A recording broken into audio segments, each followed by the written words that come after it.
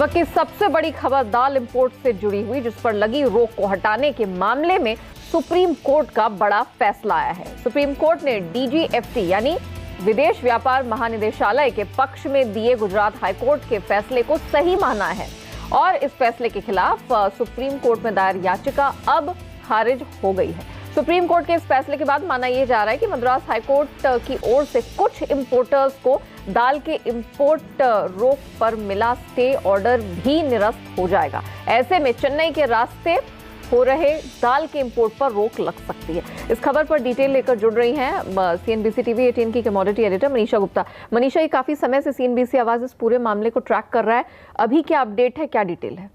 जी हाँ, जो कल रात को सुप्रीम कोर्ट की तरफ से आया है नेहा, वो यहाँ पर काफ़ी इंपॉर्टेंट माना जा रहा है, क्योंकि मद्रास हाई कोर्ट का जो फैसला था और जो गुजरात हाई कोर्ट का फैसला था, इन दोनों को ही एक साथ हम यहाँ पर सुप्रीम कोर्ट में जो कल कहा गया है उसकी लाइट में देखते हैं। एक जो बड़ी चीज़ तो ये है कि सुप्रीम कोर्ट ने और जिस तरह से गुजरात हाई कोर्ट ने भी कहा था कि DGFT के पास पावर्स हैं और क्लियरली कोर्ट उसमें यहाँ पर दखल अंदाजी करना नहीं चाहेगा, तो ये तो एक बात काफ़ी हद तक यहाँ पर फाइनल है। आपको याद होगा जब हम यहाँ पर हर बार जब ये मुद्दा उठ के आया है, जितनी बार भी यहाँ पर डेट्स निकल के आई हैं, चाहे वो मद्रास हाई कोर्ट की थी या सुप्रीम कोर्ट की थी, यही एक बात होती रही है कि DGFT ने जिस तरह से इस पूरे मामले को हैंडल किया है, क्या वो इन फेवर था, क्या वो ड्रिवन था, लेकिन जिस तरह से सुप्रीम कोर्ट का फैसला आया है कि DGFT के पावर्स हैं कि वो चाहे तो इंपोर्ट्स कर सकती हैं या इंपोर्ट पे रोक लगा सकती हैं, तो क्लियरली कोर्ट उस मामले में फिलहाल यहाँ पर नहीं जाना चाहेगा। ये एक यहाँ पर क्लैरिटी है। दूसरा, ऑफ कोर्स, जिस तरह से अपील की गई थी DGFT के अगेंस्ट में सुप्रीम कोर्ट में, वो भी यहाँ पर डिसमिस कर दी गई है इन द सेम लाइट। तो अब ये थोड़ा सा एक क्वेश्चन मार्क है कि जिस तरह से हमने ये चेन ऑफ इवेंट्स आते हुए देखा है कि किस तरह से वो 24 घंटे में DGFT की तरफ से 2 सर्कुलर्स निकल के आए, कैसे ये अपील किया गया, किस तरह के इंपोर्ट्स हमने यहाँ पर आते हुए देखे हैं, किस तरह के कंटेनर्स ऑफ कोर्स चेन्नई के थ्रू यहाँ पर आए, कितना बड़ा ज्यादा यहाँ पर इंपोर्ट हुआ है, किस तरह का इंपैक्ट हमने ऑफ कोर्स उसकी वजह से दाल के प्राइसेस में यहाँ पर आते हुए देखा है। ये पिछले कई महीनों में एक बहुत बड़ी कहानी, बहुत बड़ी एक स्टोरी, इंपैक्टिंग प्राइसेस भी बन के रही है, लेकिन जिस तरह से आज हमने यहाँ पर ये फैसला आते हुए देखा है, क्लियरली प्राइसेस पे उसका क्या इंपैक्ट है ये देखना होगा। लेकिन supreme court as of now जिस तरह से गुजरात हाई कोर्ट के साथ सहमति जताई है, ऑफ कोर्स बाजार ये बिलीव करता है कि हम यहाँ पर कुछ और इंपोर्ट बनता बिल्कुल पाथ ब्रेकिंग डिसीजन तो है ही, और अब इंडस्ट्री जगत को इस सेक्टर के कारोबारियों को भी जोड़ते हैं। हमारे साथ IPGA के वाइस चेयरमैन बिमल कोठारी साहब, दाल मिल एसोसिएशन के प्रेसिडेंट सुरेश अग्रवाल और JLV एग्रो के डायरेक्टर विवेक अग्रवाल भी जुड़ चुके हैं। आप तीनों का स्वागत है। मनीषा भी हमारे साथ बनी। बिमल जी, अब तो दाल इंपोर्ट बंद हो जाएगा कंप्लीटली फाइनली? हाँ, सुप्रीम कोर्ट के इस फैसले के बाद में अब कोई भी दाल का इंपोर्ट संभव नहीं है, क्योंकि इसमें अब पूरी तरह से जो DGFT का जो ऑर्डर है सुप्रीम कोर्ट ने उसको सही माना है और इस पर पूरी तरह से प्रतिबंध लग गया है। दालों का इंपोर्ट अब आज के बाद बिल्कुल बंद हो जाएगा और मैं नहीं समझता हूँ कि अब इसमें कोई भी गुंजाइश है। ओके, सुरेश जी, इस फैसले के बाद क्या नजरिया है, क्योंकि लगातार आपसे इस मामले में बात हो रही थी, आप कह रहे थे कि यही एक वजह है जिसकी वजह से दालों की जो कीमतें हैं सरकार के भरसक प्रयास के बावजूद भी चढ़ नहीं पा रही है, MSP को छूना भी मुश्किल हो रहा है। क्या अब आपको लगता है कि चेन्नई में अब दाल उतरना बंद हो जाएगी और फिर कीमतों को सहारा मिलेगा? हेलो, हाँ सुरेश जी, आपको आवाज आ रही है? हाँ, बराबर आ रही। जैसे हम लगातार प्रयास कर रहे थे और आज जो ये निर्णय आया है, सुप्रीम कोर्ट ने निर्णय दिया, बहुत ही ऐतिहासिक निर्णय है। इसके माध्यम से देश को जो किसान है, हम देखते हैं कि अगस्त में जो 2018 से मद्रास हाई कोर्ट हो या जयपुर हाई कोर्ट हो या अहमदाबाद हाई कोर्ट ने जो निर्णय दिए हैं उससे लगातार आयात हो रहा था। अगर हम दो देखें कि 2016 और 17-18 में जितना माल बर्मा में, साउथ अफ्रीका में, मोजम्बिक में स्टॉक था जो नहीं बिक रहा था, कोड़ियों के भाव, वहां उसके खरीदार नहीं थे, वहां का ये पूरा माल व्यापारियों ने हिंदुस्तान में बुला के और यहाँ पर खपा दिया है। इससे हमारे भारत के किसानों को काफी बाजार में मंदी का सामना करना पड़ा। इस संबंध में हमने लगातार पहल की है, प्रधानमंत्री के यहाँ भी की है, वाणिज्य मंत्री के यहाँ भी की है और ऐतिहासिक निर्णय है। कल भी मैं दिल्ली में था, राधा मोहन सिंह जी से मिला था और उनसे भी कल मैंने कहा, तो ये बड़ा हिंदुस्तान के किसान और व्यापारी के लिए ऐतिहासिक निर्णय है कि भारत सरकार के निर्णय को चुनौती देते हुए मद्रास हाई कोर्ट ने करीब 100 से अधिक लोगों को स्टे दिया और तमाम बड़ी बड़ी कंपनियों ने मटर और तुअर इतना आयात किया है कि देश की जो इकोनॉमी में एक बहुत चेंजेस ला दिया, यानी यहाँ के किसानों को उसको बहुत नुकसान उठाना पड़ा, और उससे ज्यादा नुकसान तो भारत सरकार, राज्य सरकारों को उठाना पड़ा जी, एब्सोल्युटली। इससे कीमतें काफी कम हुई, और जब हिंदुस्तान की कीमतें कम हुई तो सरकारों को भी नुकसान हुआ, और इसका पूरा बेनिफिट हिंदुस्तान के बाहर के व्यापारी और बाहर के किसानों को मिला। उनका माल वहाँ ऊंचे दाम पे बिका जहाँ खरीदार कोई नहीं था। साउथ अफ्रीका की तुअर 20 रुपए में कोई परचेसर नहीं था। जी हाँ सुरेश जी, 40 से 45 रुपए। सुरेश जी एक्सपेक्टेशन अब यही है कि ये जो फैसला अब आ गया है इसका कुछ असर हम यहाँ पर पॉजिटिव बनता हुआ देखेंगे। विवेक, मेरा सवाल आपसे है कि अब तक जो इंपोर्ट आया है, या फिर अब ऑफ कोर्स ऐसा माना जा रहा है कि अब कोई इंपोर्ट नहीं आएगा, इमीडिएट इफेक्ट से इसे डिसमिस किया गया है, या फिर अभी भी यहाँ पर क्लैरिटी देख रहे हैं, और जिनके कंटेनर्स, जिनके LCs, जिनके इंपोर्ट्स ऑन द वे हैं, उनका क्या अब स्टेटस है, उनका क्या होगा?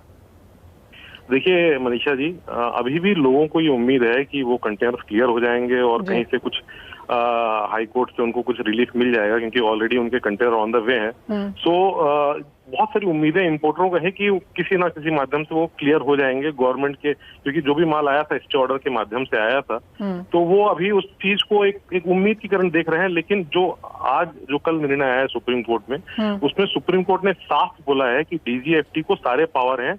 सेक्शन 77 के तहत DGFT खाली साइनिंग अथॉरिटी है। जो भी नोटिफिकेशन इशू होता है सेंट्रल गवर्नमेंट ही करती है, जिसके तहत अब इंपोर्ट वाइबल नहीं है इंडिया में। तो अब यहाँ पे जो इंपोर्टर जिन्होंने काफी मात्रा में इंपोर्ट किया है, उनके लिए बहुत बड़ा प्रश्न चिन्ह है कि वो कैसे इस चीजों को क्लियर करेंगे, और क्या क्या उनको फेस करना पड़ेगा, क्योंकि पोर्ट पे रखने की जगह नहीं है माल, और ये सब डैमरेज और डिटेंशन में जाएगा। तो ये बहुत बड़ा मतलब एक चैलेंज है उनके लिए, और उनके लिए उनको अभी उम्मीद है कि शायद हम कुछ और अपील करें, लेकिन मेरे को नहीं लगता कि अब ये क्लियर हो पाएगा। विवेक साहब क्या कहेंगे? ये हम बात पहले भी करते रहे हैं कि DGFT और कॉमर्स मिनिस्ट्री दो यहाँ पर डिफरेंट वॉइसेस हैं, इवन एज वो एक ही मुद्दे पर और एक ही स्टैंडिंग में यहाँ पर काम करती हैं। अब ये आने के बाद क्या इसे फाइनल डिसीजन माना जाए, या आपको लगता है कि एक रिएक्शन, जैसे आपने कहा कि आपको नहीं लगता कि ऐसा कुछ भी होने वाला है, तो फिर यहाँ से आगे क्या मूव है? ऑफ कोर्स ये पॉजिटिव है इंडस्ट्री के लिए, इंडियन इंडस्ट्री के लिए, इंडियन फार्मर्स के लिए।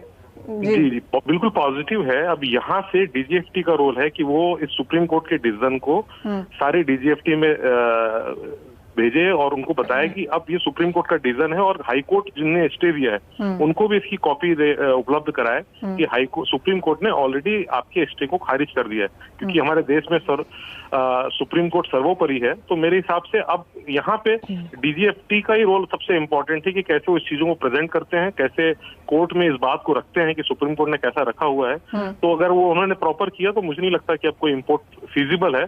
सबसे बड़ा सवाल ये रहेगा कि जो कंटेनर्स ऑलरेडी आ चुके हैं उनका भविष्य क्या होगा। इस पे मेरे ख्याल से DGFT ही और कस्टम ही सही निर्णय ले सकता है। जी, एक और यहाँ पर एजेंसी इन्वॉल्व होगी। विमल जी, आपको भी यहाँ पर शामिल करना चाहेंगे, आप क्या कहेंगे? ऑफ कोर्स फाइनली यहाँ पर एक मुद्दा फाइनली शायद यहाँ पर खत्म होता हुआ नजर आ रहा है। यहाँ से गोइंग फॉरवर्ड अब इसको इंडस्ट्री कैसे देखेगी? आप कहेंगे यहाँ पर प्राइसेस में अब कुछ सुधार होने की एक्सपेक्टेशन है, क्योंकि जिस तरह से हम फंडामेंटल्स की बात करते रहे हैं, जिस तरह से फसल की बुआई है, आवक है, भाव यहाँ पर MSP के नीचे हैं, वहां पर आप कैसी क्लैरिटी आता हुआ देखेंगे? मैं समझता हूँ कि अब इम्पोर्ट पूरी तरह से बंद हो जाएगा। तो और इस साल थोड़ी रबी की जो फसल है उसमें कुछ नुकसान की आशंका है। तो मुझे ऐसा लगता है कि इसमें प्राइसेस कुछ बढ़ेंगे, और एक साइकोलॉजिकल इम्पैक्ट भी आएगा कि इम्पोर्ट बंद हो गया है तो इससे बाजारों में उछाल आएगा। लेकिन मेरे ख्याल से वो MSP के लगभग प्राइस पहुंच सकते हैं, तो वो सरकार के लिए और किसानों के लिए भी के हित में है। तो इसमें ऐसी अभी कोई ऐसी कंज्यूमर पॉइंट ऑफ व्यू से ऐसी कोई समस्या नहीं है कि प्राइस बहुत ज्यादा बढ़ जाएंगे, लेकिन इससे किसानों को और सरकार को दोनों को राहत मिलेगी, क्योंकि सरकार को फिर MSP पे बहुत ज्यादा प्रोक्योरमेंट करने की जरूरत नहीं पड़ेगी, और MSP के लेवल पे अगर प्राइस टिके रहेंगे तो किसानों के लिए और कंज्यूमर दोनों के लिए एक अच्छी बात है ये। जी नेहा आपके पास आई एम अज्यूमिंग कि आप ये सवाल सबसे पूछना चाहेंगे, लेकिन एक पॉइंट जो यहाँ पर बताना चाहती थी वो ये कि ऑफ कोर्स इंडियन इंडस्ट्री के लिए यहाँ पर काफी बेहतर है, लेकिन पिछली बार भी जब हमने इस तरह से एक्सपोर्ट्स बंद होते हुए देखे थे काफी हद तक काफी प्रेजेंटेशंस थी यहाँ पे यूएस से, ऑस्ट्रेलिया से, कनाडा से, क्योंकि उनका जो ट्रेड होता है इंडिया के साथ वो सडनली बीच में कहीं बंद हो जाता है क्योंकि उनके कंटेनर्स शिपमेंट्स कहीं फंस जाते हैं। आई थिंक जो ये अब्रप्ट डिसीजंस हम यहाँ पर लेते हैं इंडिया में, एक रेपरकशन शायद वो इंटरनेशनल ट्रेड की तरफ जो है वो बहुत पॉजिटिव नहीं जाता। इनफैक्ट यहाँ पर मेरा एक सवाल विवेक से होगा, वैसे तो मनीषा आपने इनसे पूछा ही कि अभी उन कंटेनर्स का क्या होगा, वो उतरेंगे नहीं उतरेंगे। विवेक अगर आप मुझे बता सकें कि अभी इतने पीरियड में जब डीजीएफटी की तरफ से ये क्लैरिटी आई थी कि अब इंपोर्ट्स पर यहाँ रोक लगेगी, लेकिन चेन्नई के पोर्ट्स में जब यहाँ इंपोर्ट हो रहे थे वो क्वांटिटी अब तक कितनी होगी और कितने शिपमेंट्स हैं जो फिलहाल अभी अटके हुए नजर आ रहे हैं? देखिए जहां तक मेरी जानकारी है 1 लाख टन से ऊपर ऑलरेडी माल आ चुका है। और कंटेनर्स तो मेरे ख्याल से 400-500 कंटेनर ऑन द वे होंगे, जो मेरे को जो बीच में फिगर मिले थे, क्योंकि बर्मा से माल स्टिल लोड हो रहे थे। लोगों को ये लगता था कि वो क्लियर हो जाएंगे। अभी कस्टम में कितने अटके हैं मैं फिगर नहीं दे पाऊंगा, लेकिन जितनी मेरे को जानकारी थी बर्मा से 500 से 1000 कंटेनर और अभी वेसल्स में लोड हो रहे थे और उनको लगता था कि ये कंटेनर क्लियर हो जाएंगे, जो अब प्रश्न चिन्ह है। लेकिन मैं मनीषा जी को एक चीज जो उन्होंने मुद्दा उठाया है इंटरनेशनल ट्रेड का, वो वाकई में एक गंभीर मुद्दा है। कल के दिन अगर हिंदुस्तान में क्रॉप कम होती है, सूखा पड़ता है, कुछ भी पड़ता है, तो हम सडनली कोई चीज को एक तरफ देख के बंद नहीं कर सकते। तो गवर्नमेंट को कुछ ऐसी नीति अपनानी चाहिए या कुछ ऐसा लेना चाहिए कि वो दोनों में बैलेंस रहे।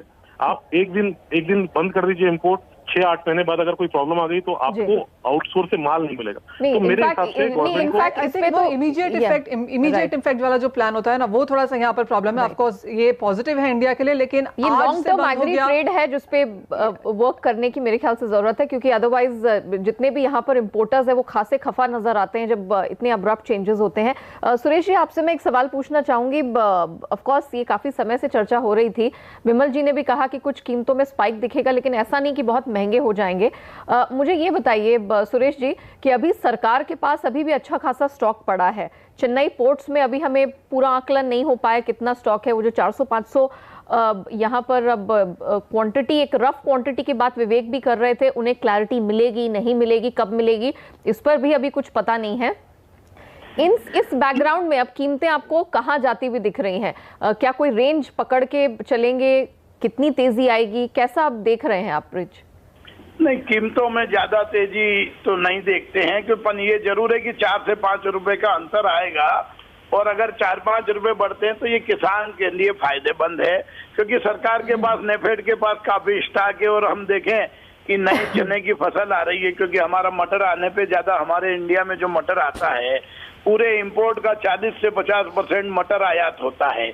तो मटर का सब्स्टिट्यूट हमारे पास चना है, और जिसकी नई फसल अब मध्य प्रदेश, राजस्थान, पंजाब में आ रही है, तो कोई ज्यादा नुकसान नहीं होगा इंपोर्ट बंद होने से, कहीं कोई ज्यादा नहीं होगा। ये जरूर है कि भारत सरकार को इसका बड़ा लाभ मिलेगा। जो मिनिमम सपोर्ट प्राइस के नीचे मार्केट था वो इस लेवल पे आने की कोशिश करेगा मार्केट, कि तुअर, उड़द, मूंग, चना मिनिमम सपोर्ट प्राइस पे आ जाए, ताकि राज्य सरकार और भारत सरकार को किसानों को खरीदना ना पड़े, और जो किसान की दयनीय हालत है उसमें भी सुधार आए, क्योंकि किसान को जितना लागत है उतना पैसा नहीं मिल रहा है और स्टॉक भी पर्याप्त है, इसलिए बाजार तो ऊपर आना ही चाहिए। और सरकार की ये पॉलिसी है कि जब उन्होंने मिनिमम सपोर्ट प्राइस डिक्लेयर किए तो वो मेंटेन होना चाहिए, किसान को उससे 2 पैसे ज्यादा मिलना चाहिए। यही बात कल मैंने दिल्ली में कृषि मंत्री राधा मोहन सिंह जी से कही कि किसान को हमें कम से कम लागत से 10 रुपए कुंटल ज्यादा मिले, ताकि वो अपने बाल बच्चों को पढ़ा सके। Absolutely Suresh ji, of course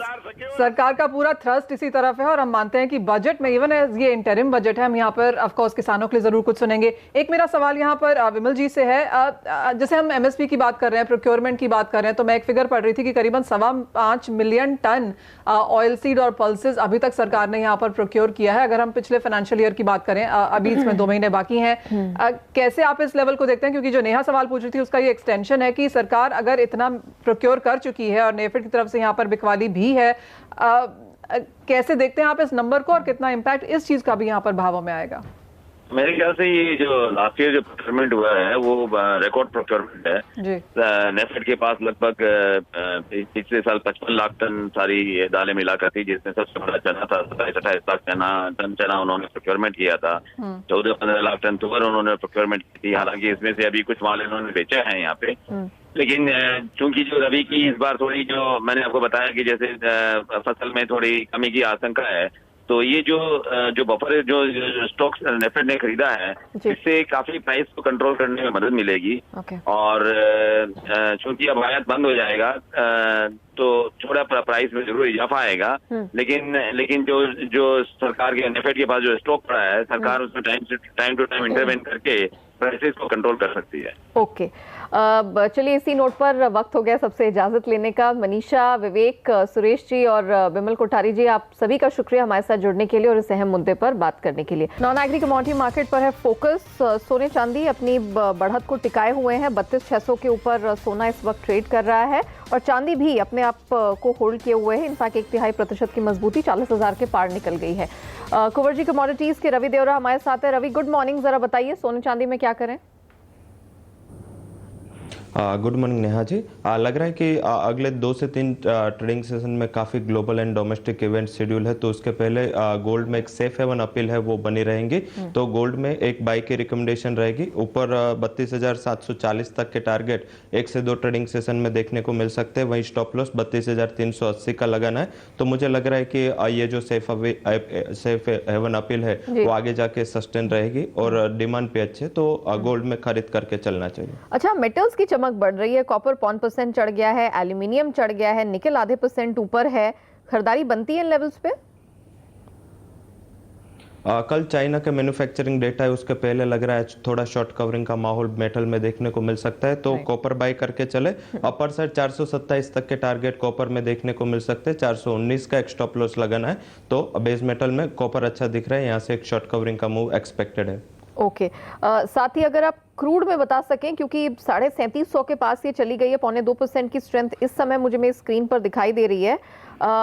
खरीदारी बनती है? जिन लोगों ने खरीद के रखा है वो क्या करें? डेफिनेटली होल्ड करें। मुझे लग रहा है कि कल जो सऊदी अरेबिया का कमेंट था वो एक प्राइस के लिए सपोर्टिव था, तो अभी लग रहा है 3,650 एक इंपॉर्टेंट सपोर्ट है जिसका स्टॉप लॉस लगा के आप अपनी पोजीशन कैरी करें। अपर साइड 3820 तक के लेवल्स इंट्राडे में देखे जा सकते हैं, तो वहां पे एक बार मुनाफा वसूली कर ले, बट 3820 तक आप अपनी लॉन्ग पोजीशन कैरी कर सकते हैं। वेरी वेल रवि, बहुत शुक्रिया आपका। फटाफट पूरे नॉन एग्री कमोडिटी मार्केट पर अपनी राय, अपनी स्ट्रैटेजीज हमारे दर्शकों के साथ आज शेयर करने के लिए।